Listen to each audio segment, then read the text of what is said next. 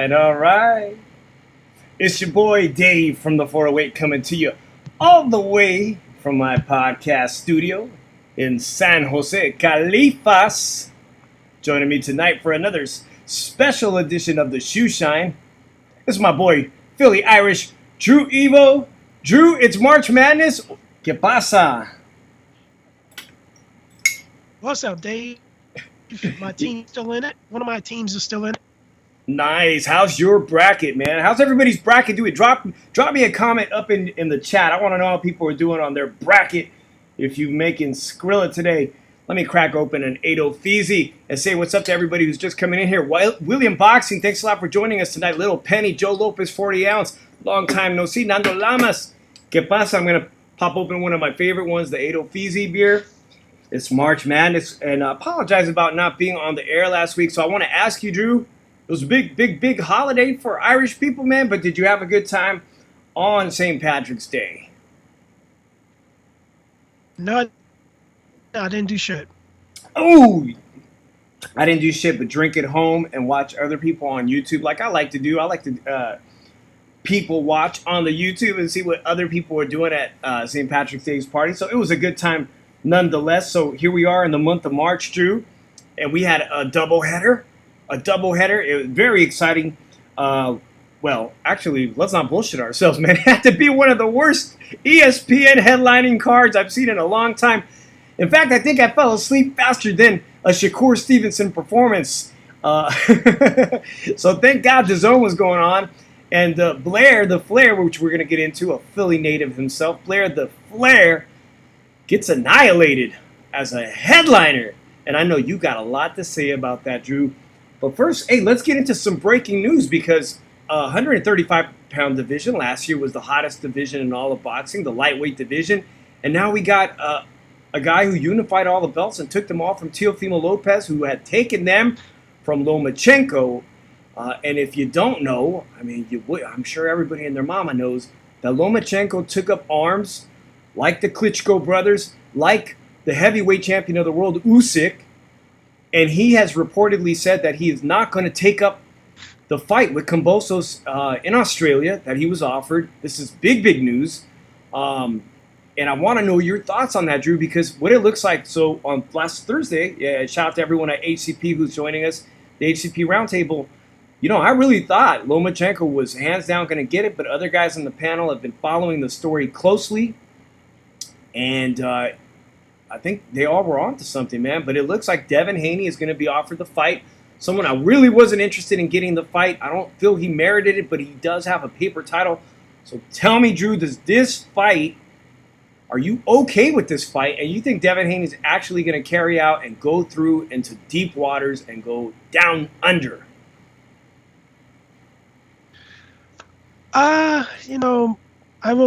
I'd rather see a Devin Haney fight with Kambosos than a Ryan Garcia fight with Kambosos. I don't think Ryan Garcia deserves the fight. I don't think he earned the fight. And I really think that if we're not going to see a Lomachenko fight, we might as well see Undisputed. All right. So you just said that you'd like to see Undisputed.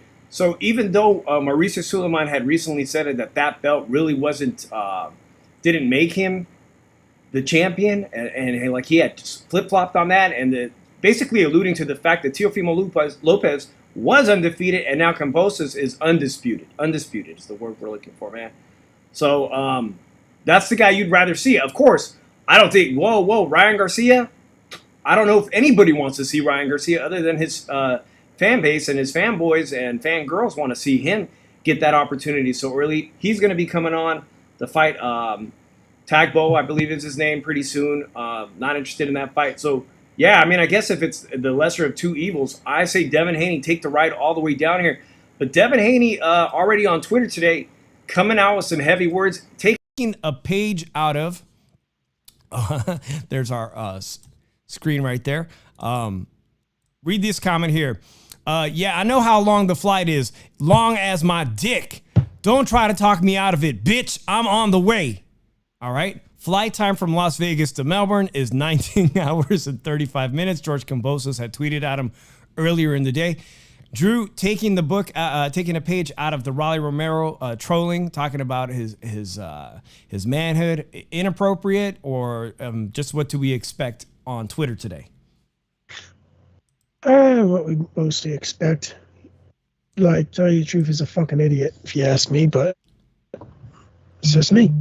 Right. So, you know, at the end of the day, he's gonna bring this shit up now out of nowhere. So he's trying to be something he's not. So he's trying to make himself entertaining, but he's not really entertaining at all. So, tell you the truth, don't give a fuck about him.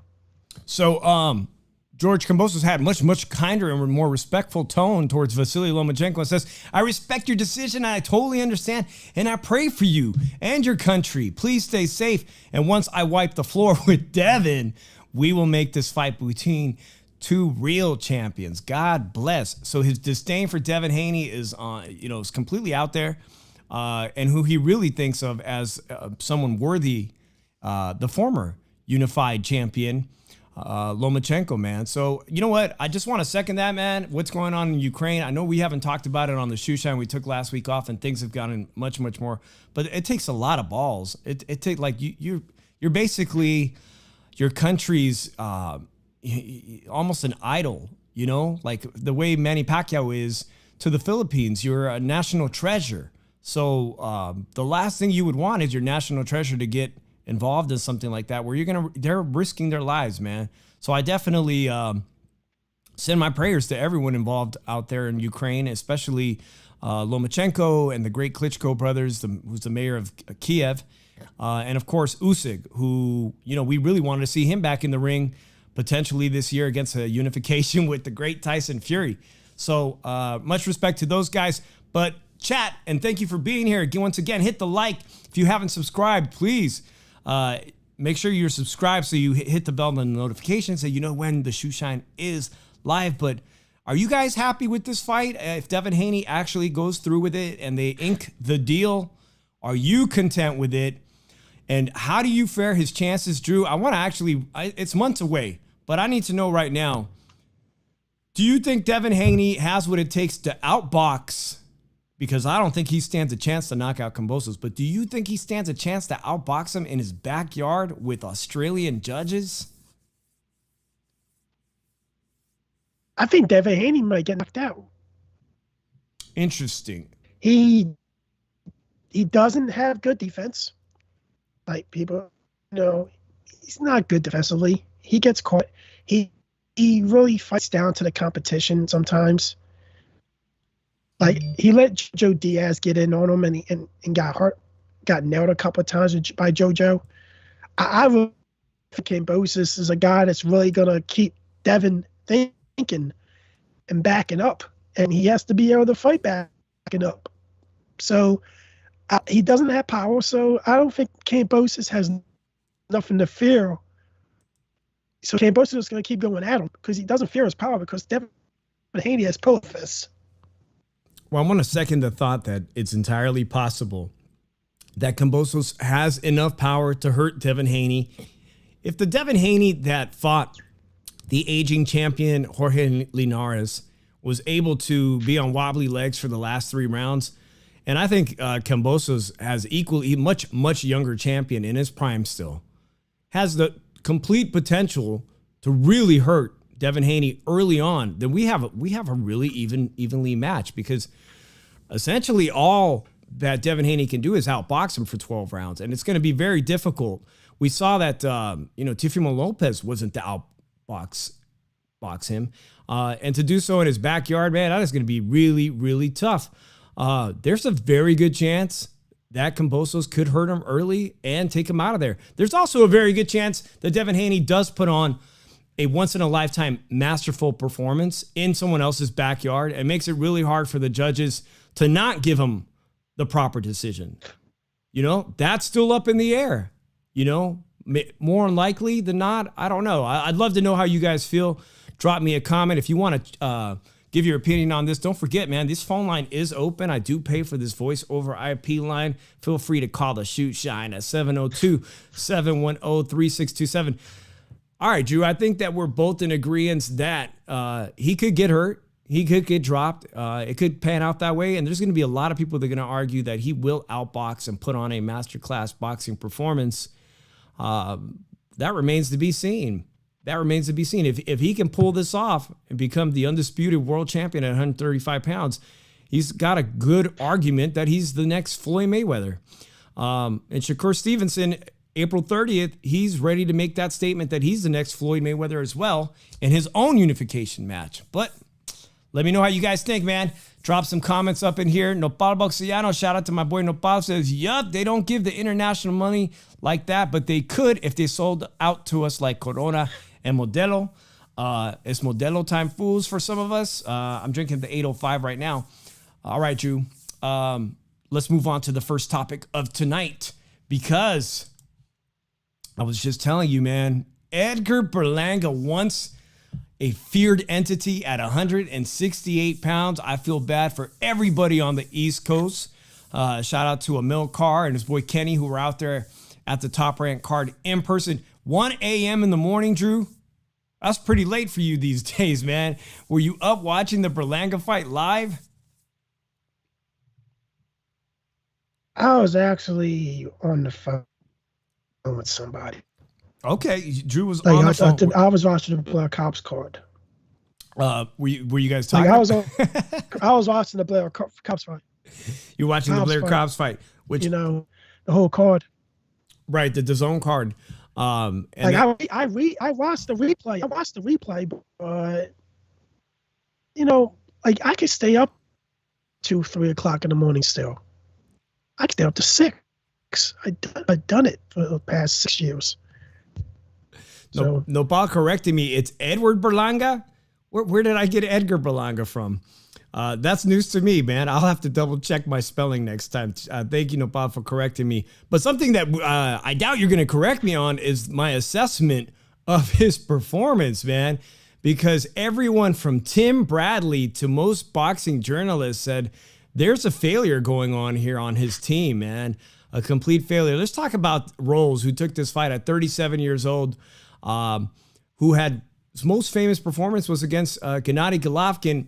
And his boy, you know, he walks in with Fat Joe. And incidentally, I met Fat Joe, I think in 2000 in Miami, man, on a very late night, and had a Cuban sandwich and a Cuban coffee. But, you know, he's a big fan of Mr. Berlanga. And he had this to share about his assessment. If you didn't hear it, his assessment. This guy's still fighting. All right. As he keeps going up and up, fighting, guys. That guy only lost to Triple H, man. That guy wasn't no bum in there, bro. Triple G. No. So if you didn't hear that, he only lost to Triple H. Drew, I know you're a big wrestling fan, but I believe he meant Gennady Golovkin, Triple G. He's no bum, Triple H. Fat Joe may not like I didn't know. Is it Edgar Berlanga? Is it Edward Berlanga? I don't know, Drew. What do you think of Edgar Berlanga's as the headlining feature on this? It's supposed to be a great day for Puerto Rican fans. Not quite Puerto Rican Day Parade weekend in New York City, but a homecoming of sorts. Edgar Berlanga, a native New Yorker, and also Xander Zayas, one of the biggest rising prospects, contenders for Top Rank, future Puerto Rican kid, Puerto Rican star in his own right. Drew, give me a grade for Mr. Berlanga as a headliner. A D. A D? Like, he's very limited. A D? Berlanga is limited. I give it a D. I'm not really impressed. He should have headlined the card. He's a very limited fighter, and I don't really know how else you can do with this kid. I think he might need another trainer because I don't think the trainer and him are in sync. Like, it might be time for him to get another trainer. So, like, I also don't think him and the trainer are in sync. Him and the trainer are in sync. A lot of people commented on that. And guys, I want to apologize if Drew's audio's, if we're having a little issues. I can't restart the stream, but just bear with us on tonight's show. A lot of people second that thought, Drew, but what about the fact that he blew out his first 16 people via knockout, and the minute they step up to competition to people that are more familiar names, and even the last time he fought a South American guy, I barely knew that name. As soon as he steps up in competition, all of a sudden he's not the knockout artist. What about that impressive streak, man? Why is the impressive streak over so quickly? You got guys with more experience. You got guys that been battles. Probably got guys with better chins. Like, I know Golovkin easily took him out when he was younger. So I don't think Berlanga's gonna be the guy that's gonna, like, once you put him up with stiffer competition, I think he's gonna fail. Yeah. I was mentioning that even Tim Bradley, commentator for Top Rank, he had some very choice words to say with some of the boxing media. Everything from his lack of jab, his inability to have more than one gear, and even the most basic fundamentals that he said that you should have learned as an amateur is that he can't cut off the ring. The guy can't cut off the ring against a mover, a 37-year-old mover in Rolls, right? Not only that, Rolls was a much naturally smaller opponent, a guy who fought at middleweight for the majority of his career.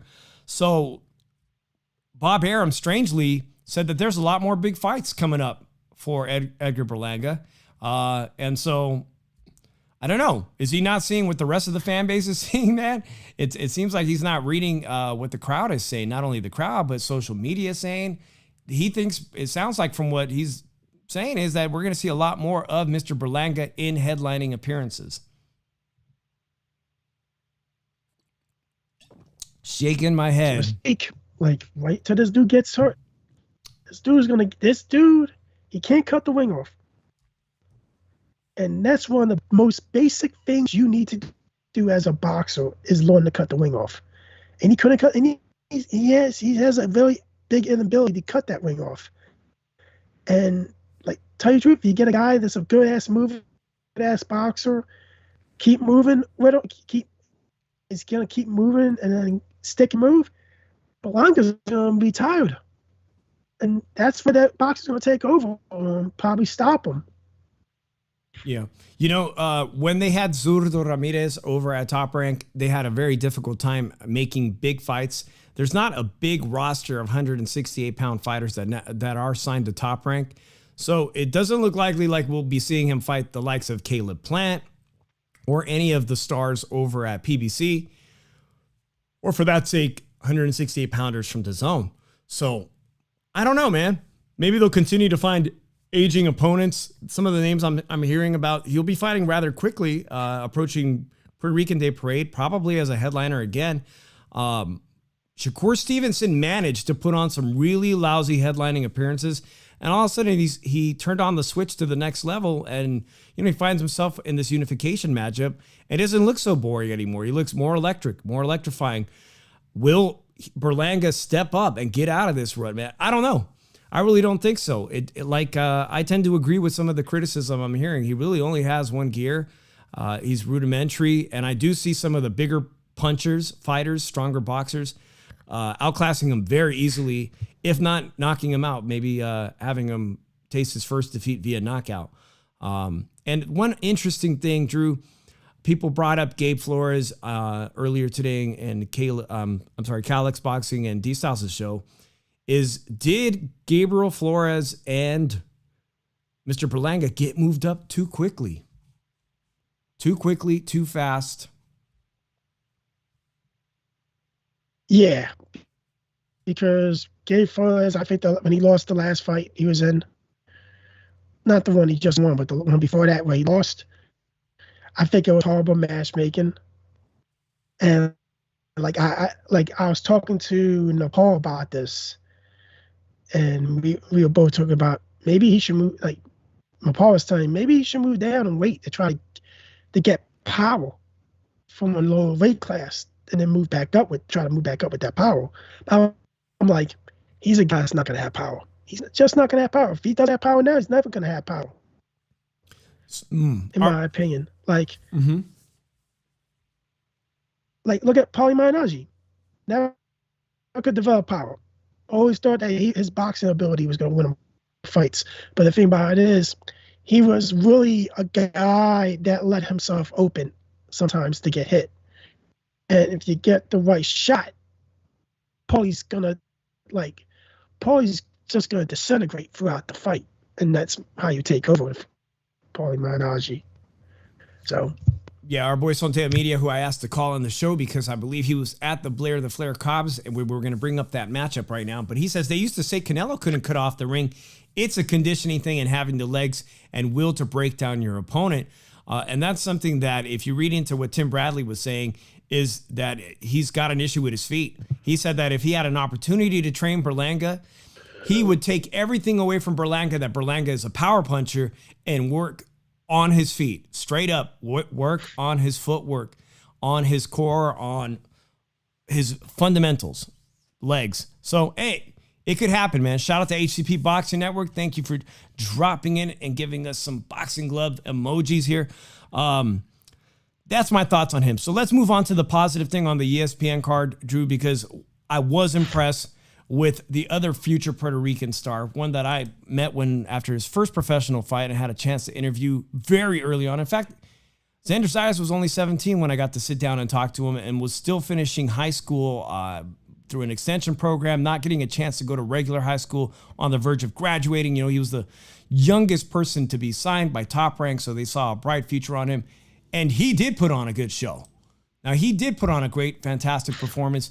At 154 pound, he's growing into the weight, looking extremely sharp, if you ask me. Did you get a chance to see his combination work? Because it's steadily improving, Drew. They're putting in slightly better opposition. This was his first test at 8 rounds, which I think he's more than ready for 8 rounds. Been more than ready for 8 rounds, but if you wanted to see some beautiful boxing, that was it for the Top Rank card, in my opinion. What do you think about his, how do you assess his development? Because that's one thing Top Rank prides themselves on, is developing and finding the young talent and making sure they're brought up right. Maybe it's not working for Gabe Flores, but it seems to be working for Xander Zayas. I think it's a better fight than Berlanga. A lot of people say, hey, a lot of people will say that straight up and agree with you. And I'm going to agree with you on that, man. I absolutely believe that the bigger star of the two is going to be Xander Zayas, not just of his behavior in and outside of the ring, his character.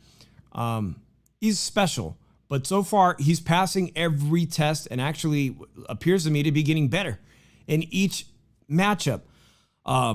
Here's the deal, though. I'm not going to front, man. There are some young killers at 154 pounds. Not likely that we will see one of the guys that we've interviewed on HCP on our show and on HCP. When we had to interview, we got a chance to interview the PBC fighter. Help me out with his name, Drew. So many boxers, I can't always. Jesus Ramos. Thank you, Jesus Ramos. At 154 pounds. I'm also watching his development, man. And I would love to see a southpaw and Xander Zayas go at it, but that ain't going to happen with him being over at PBC.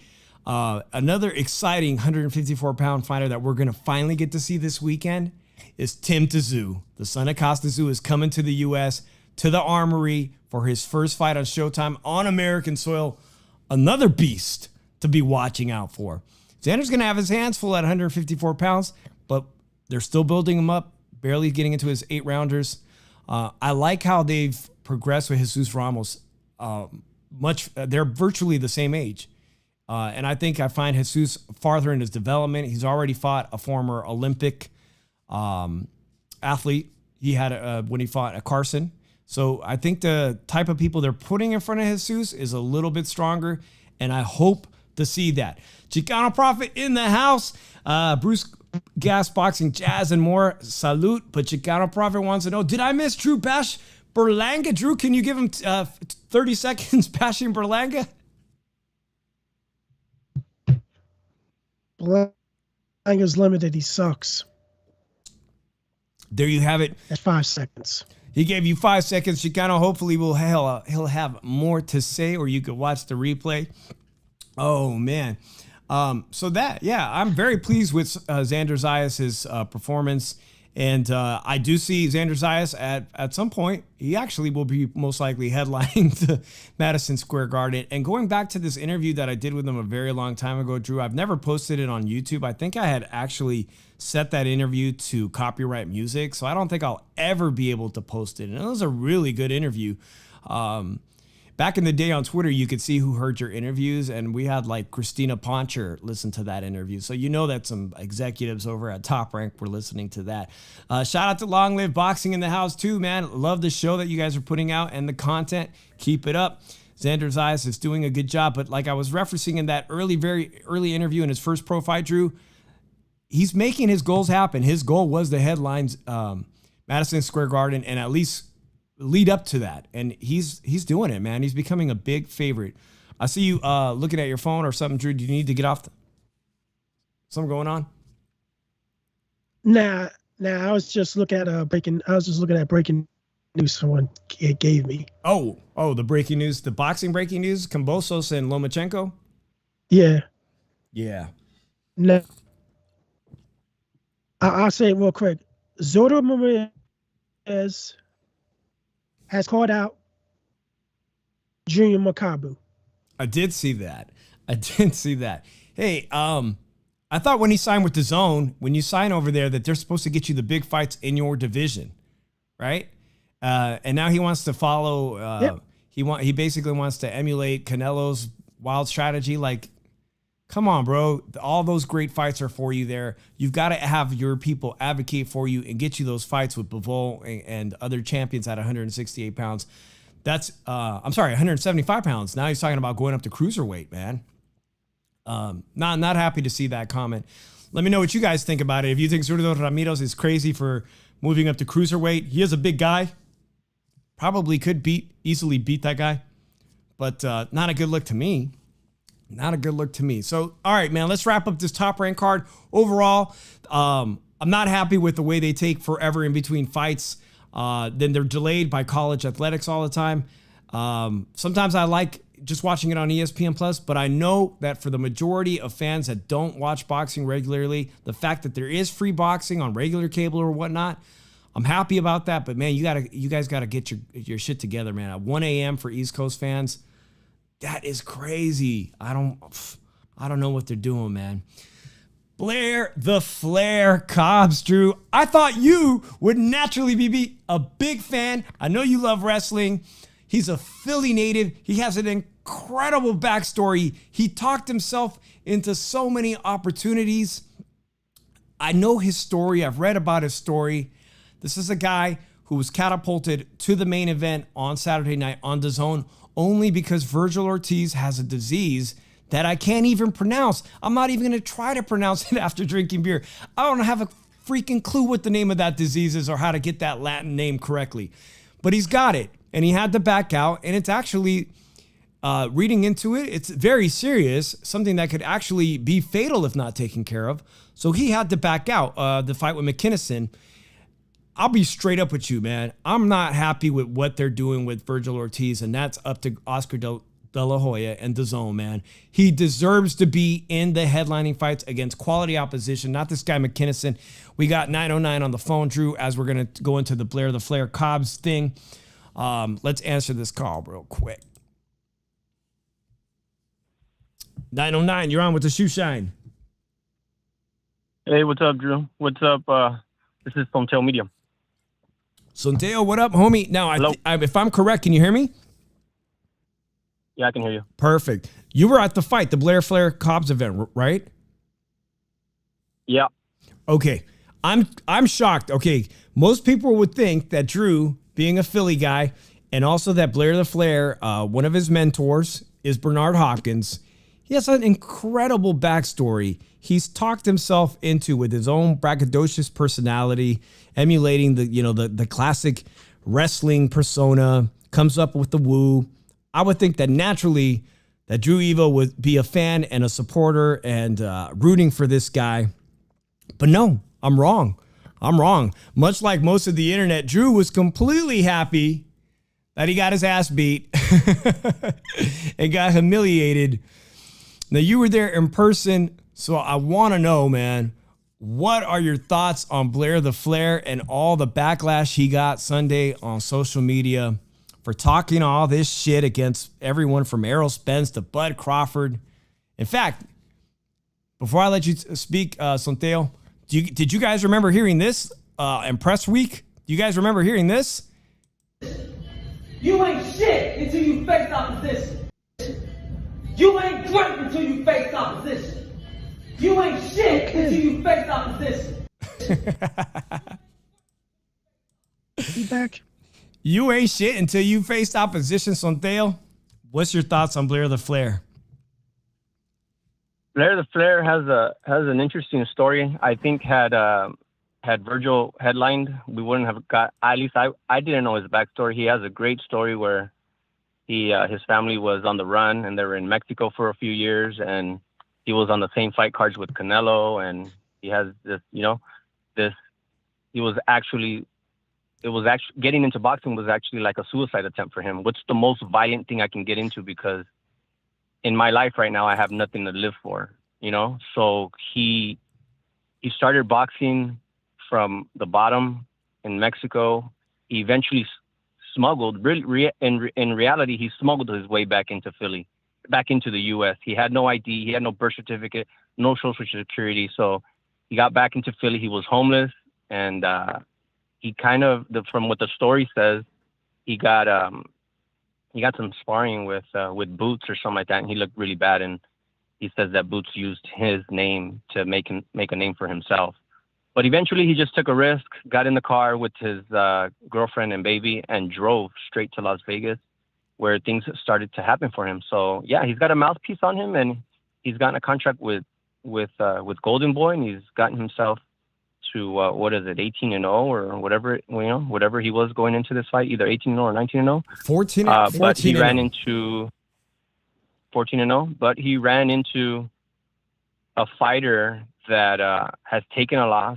In his media press conference, which I also covered, said he never wants to taste defeat again. So Rocha he had that in him. He had lost recently, then he had 2 comeback fights, and he was just super focused. Hector Lopez is his trainer. If somebody yelling at you is what you need, then that's what some fighters need. I know he got yelled at the end of the 9th round when he fought Brad Solomon, and in the 10th round he dropped Brad. So they, Hector Lopez knows how to put fire into his fighter. So that's what it seemed. That's they got a great chemistry, and he pulled it off. He made it happen. Blair Cobbs is trained by the great Freddie Roach, so that might play a big factor, but it looks like it didn't on fight night. I want to bring up a few things that you talked about because I have known his story for quite some time. Actually, one of my close friends, Francisco Esparza Jr. from Las Vegas, a fighter, they both trained out of Bones Adams. When you talked about that, he went to Las Vegas. He went to Las Vegas and was virtually still homeless, living out of his car. And as someone who lives in California, I know you live in California as well, Sonteo. I am dramatically touched every day by the homelessness crisis in California. And if you look at how many people actually come out of homelessness, he had everything going against him. His father was a big-time dope dealer who lost millions. If you like the movie Blow, like his dad was literally the plane, he was the pilot in the movie. He lost millions, crashed, and then evaded federal prosecution. And the family, as you mentioned, had a very lavish lifestyle in Beverly Hills when his father was a pilot for carrying cocaine across the country. Fled to Guadalajara as a teenager, right? Like that's more Mexican than me. Yeah. I did not live in Mexico ever in my whole life. I did not grow up in the streets of Guadalajara with the threat of being biracial and having people put a target on your back. Like they were coming for him, and he joins the gym that literally is like the same gym that Canelo Alvarez begun his boxing career. One of the boxing gyms he learns to fight Mexican style. He does learn to fight Mexican. He's living in Mexico. It's Mexican style, with everybody wanting to beat his ass because he's mixed, and they've got names for him and whatnot.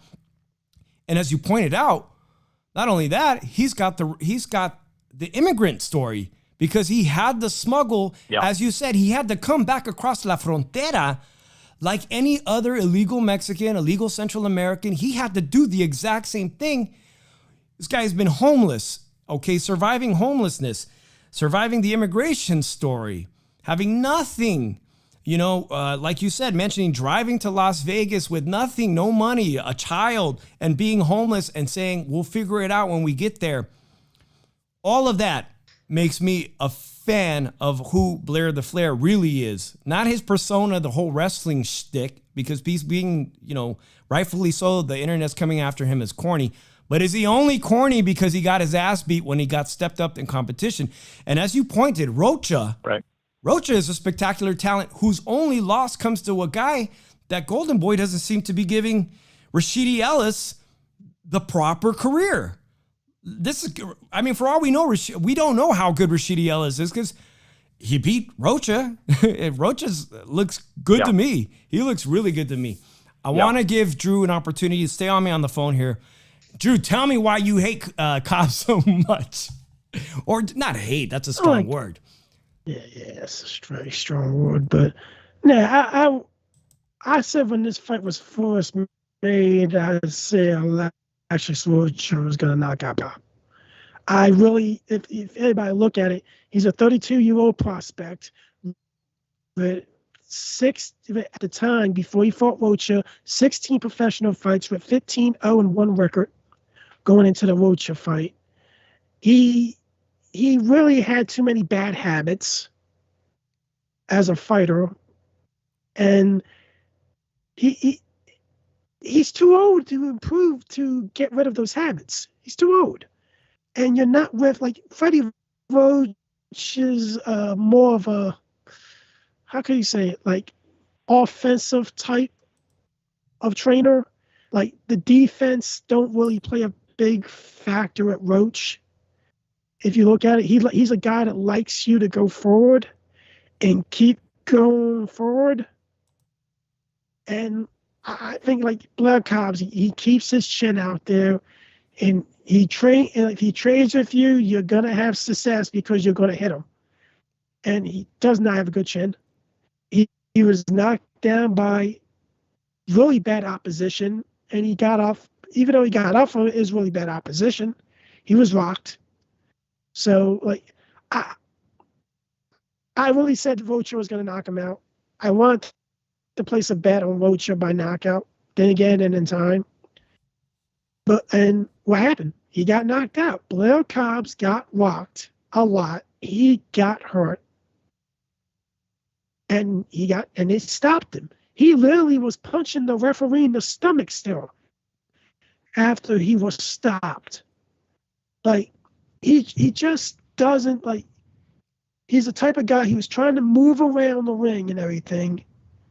For most of, like, the round, I believe it was round 6 or 7, he was just moving around.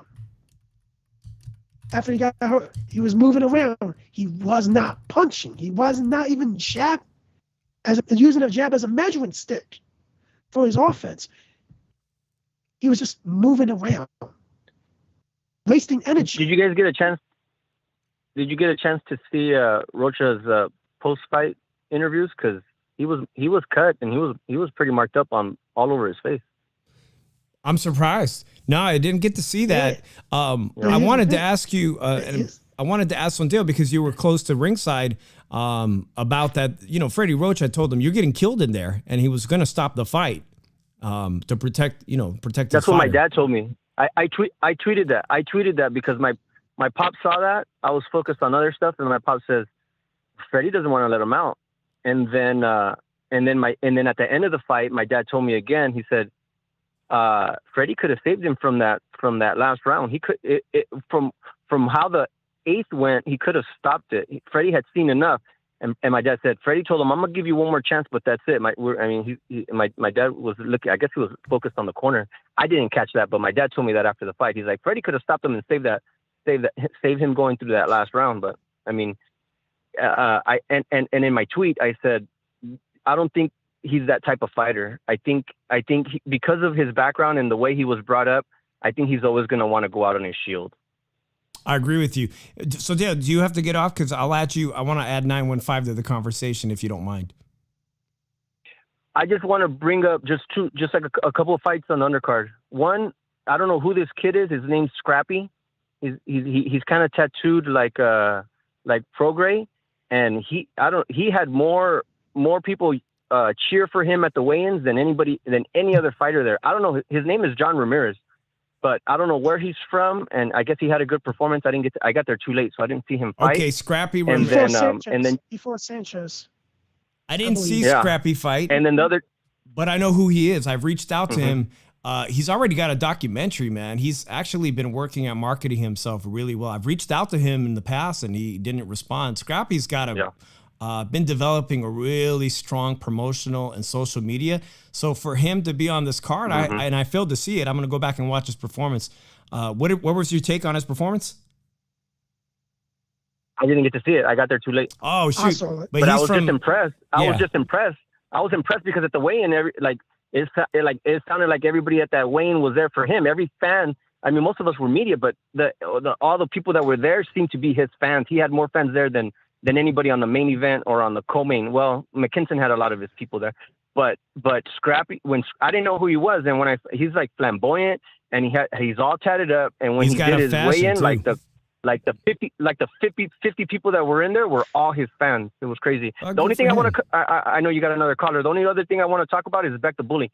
Beck the Bully has come back from being knocked out by Gabe Rosado, and Joel Antonio said he's come back a different fighter in the gym. So he's kind of a little bit more reserved, and he's going to take his time. So I'm glad. I wish he would have got a little bit more rounds out, but who cares? He gets a first round or second round knockout. I'm glad to see Beck the Bully back. That's all I got. I'm glad too, man. I appreciate your phone call. And thank you for bringing up Beck the Bully. No problem. All right. Talk to you later, Santel. Absolutely. We'll see you. All right. We're going to take this call. Drew 915. They've been waiting patiently, and I appreciate that. I want everybody who calls to get an opportunity. 915, you're on with the Shoeshine. Speak of the devil, and he shall appear. How's it going, guys? Hey, D-Style. Thanks for being so patient, man. Tell me, man, what are your thoughts on all this shenanigans from this Saturday? Well, first of all, where Blair the Flare, woo! Well, where he went wrong was he didn't do his move. He Irish whips the dude, he kind of like, throws him over to the corner, and then, the chops to the chest. He didn't do his moves. I think that's where he went wrong a little bit. You know what I mean? And there was no figure four, so I think he was out of his element. He's not allowed to do the figure four in boxing. But yeah, look, Blair the Flare is a guy that took up boxing very late, and it's going to be extremely difficult for you to make some serious noise in boxing, a sport where the majority, not all, but the majority of fighters, have been doing it since they were 6 years old and have the muscle memory, have the experience, and thousands upon thousands of rounds sparring, and then thousands of hours, training, doing road work, gaining experience, watching the sport, and it's just a lot to make up for in a small amount of time. This is not like the movie The Matrix where you could just learn kung fu just in a dime. You got to understand that. Very few fighters, and even the ones that do kind of make it, like a Winky Wright took it up at the age of 18, but that's 18, not in his mid-20s. You know what I mean? There's other fighters that, mostly in the heavyweight division, like Wilder, Joshua, they took it up late. But again, there were early 20s, late teens, and that's heavyweight, where it's just not as deep in terms of competition. But Blair the Flare has done okay for himself, given where he's at, but he definitely ran his mouth. And, I'll say this. He definitely this is proof that you can get these guys' attention, right? Mm-hmm. Mm-hmm. Because Crawford was watching, and Spence were watching it, right? And this is the one time Crawford and Spence worked together in order to bash Blair the Flare, right? So this is a message to all those fighters out there, those that are actually at a high level. talk your shit because they're going to be watching. Speaking of Spence, I've got this caption up from his Instagram, and he says, Spence responded the day after on Instagram, says, "You're holding up a belt that you got at the arcade after a fight in Vegas where you fought at 2 p.m. in the afternoon at the El Cortez. What the fuck is that? Are you serious? You're proud of that? You're almost as old as me." By the way, the El Cortez is a wonderful downtown casino in Las Vegas. But one more thing, D-Styles, he brought in this guy. I'm not too familiar with El Calisto, the luchador from WWE. But someone told me that El Calisto is a guy who they bring in all the time to get pinned down and beat up. And that maybe that's where he made his big mistake, bringing in that guy for his ring walk. Yeah, you don't want to. It's like coming out. It's like a New Yorker walking out with a Brooklyn Brawler. I don't know if that's a good idea. You know what I mean? So you gotta be like, if you're not coming out with, like, I don't know, The Rock, or even though he hasn't been in wrestling for a while, but if you're not walking out with like I don't know, Roman Reigns or something like that, or you know, an Edge or somebody. Like, I haven't watched wrestling like that in a while, but if you're not walking out with one of those guys, then I don't know what you're walking out with. You know what I mean? I'm just saying, okay? But another guy I wanted to just mention right away, and I'm going to say this, man. A lot of people are not going to like what I got to say, but it's okay. But here's what I'll say about Edgar Berlanga. I think it's fair to say that he's not the chosen one. I think it's fair to say he's not, right? Like, maybe you should drop that nickname. And look, I don't have any aspirations of Edgar Berlanga being a top #1 pound-for-pound guy, or even in the top 10 pound-for-pound. I don't have those aspirations for him at all. In fact, I never really did. But I do got to say, though, that there is no hurry for him to just, like, I feel like people want him to move up just so they could see him get beat up. Like, I don't really think people genuinely just want to see him really get tested at the top. People just want to see him get beat up because they want the satisfaction of the people that hyped him up all those for the last 2 years. They just want to turn around and be like, "Oh, see, I told you he wasn't shit." I feel like that's what it is, but his handlers need to just be patient here. He has not had an opportunity to really develop. I mean, knocking dudes out in the first round for 16 straight fights, it gets you a lot of hype and it helps you sell out the theater, but it doesn't develop you as a fighter. I agree with that. And I think these last three fights have been growing pains, and obviously he has a lot to work on. Okay, now shout out to In the Ring with Christine. I love her; she's great. But you know, she was one of the people vouching to me. No, don't worry, he could box. Just watch. You know, like when he was knocking everybody out in the first round, I said, look, I'm not going to believe it until I see it. I don't care if he shows it in sparring. I don't care if he showed it in the amateurs, and it's just different in the pros because you're going more than 3 rounds. You got to show me if you could do it after 5 rounds or so. But there's a lot he needs to work on. He has an identity crisis, all right? Huge identity crisis. In one hand, he wants to box. In the other hand, he wants to be a seek and destroy guy. He needs to find his identity. They need to work on him. I would take the next 3 years, all right, and just until he's 28 years old before I step him up. A lot of people are not going to like hearing that, but it's okay. Is he holding a belt hostage? Is he stopping opportunities from other guys? No, he's not. So I would just give him another 3 years, have him get some rounds in, get him some confidence, and I think he could be, this is where I think his ceiling is, but he could be a bona fide top 10, 168-pounder on this planet, and maybe a top 10, 175-pounder on this planet. But they have to develop him. If they move him up now, Gabriel Rosado destroys him right now. Like, yeah. I would pick Gabriel Rosado to beat him. Drew, you agree with that? I think Beck the Bully would beat him. Yeah. He's shaking his head, yeah. And Beck the Bully, yeah, I mean, dramatic comeback win for him.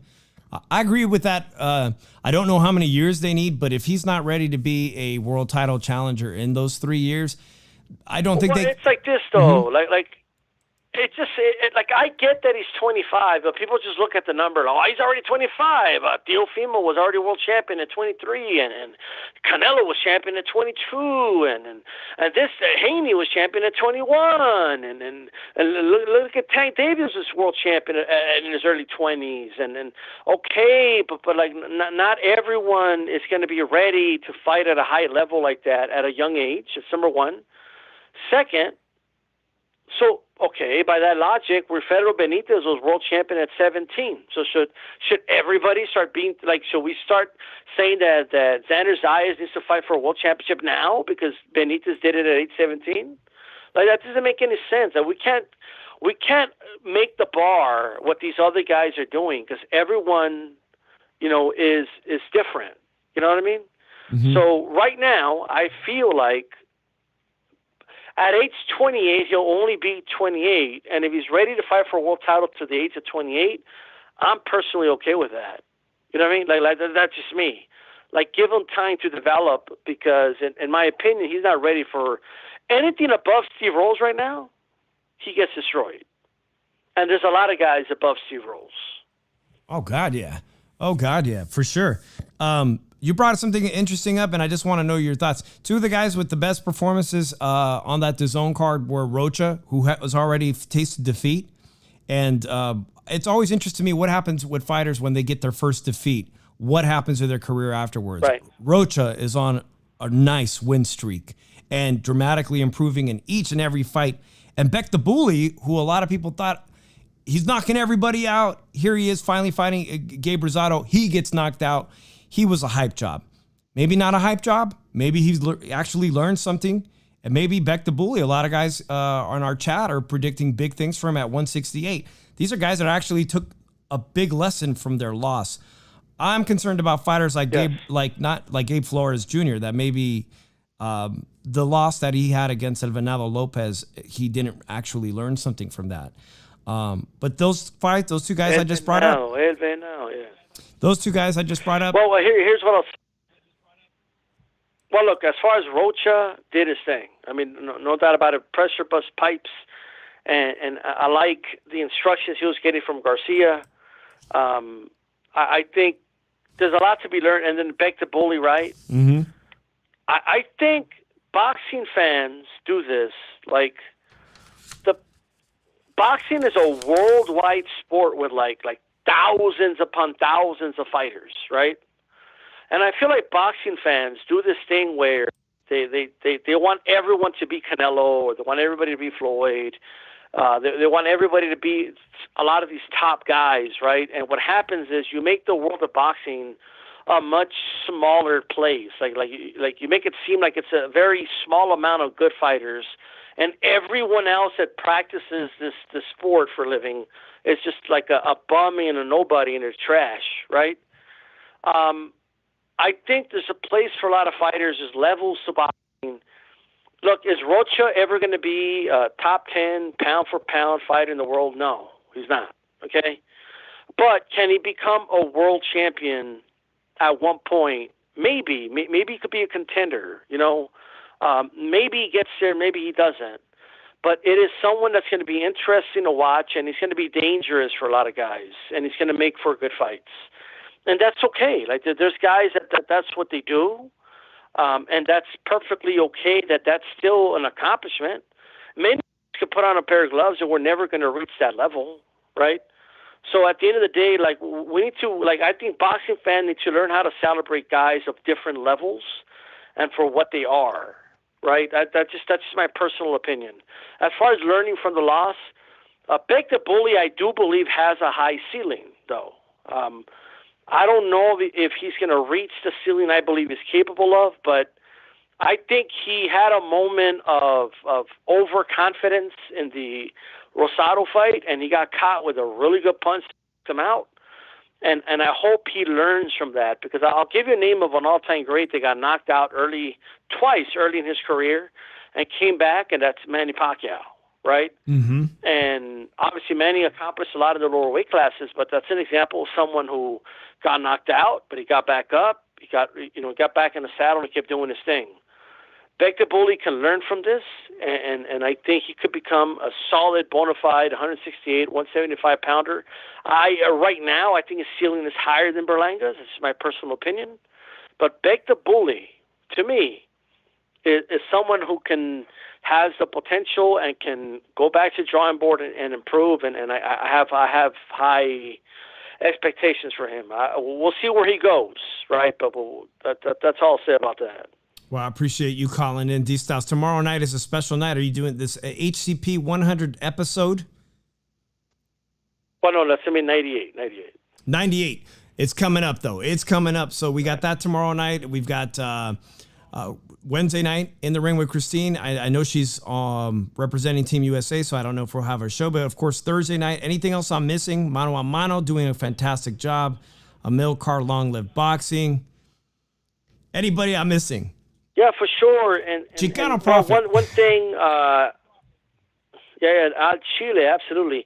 I'm going to have Olympian Anthony Herrera tomorrow, so it's going to be interesting to talk to him.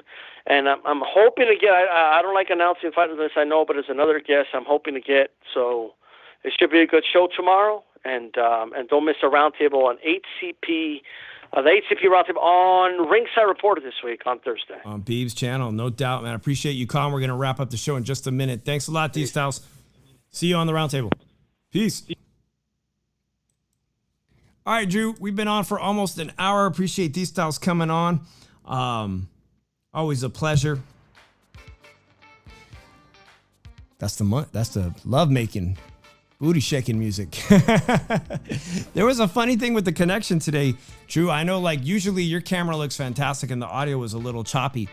But I just wanted to ask, did you know that Regis Prograis also fought this weekend on Probellum, which is a new network? Yeah.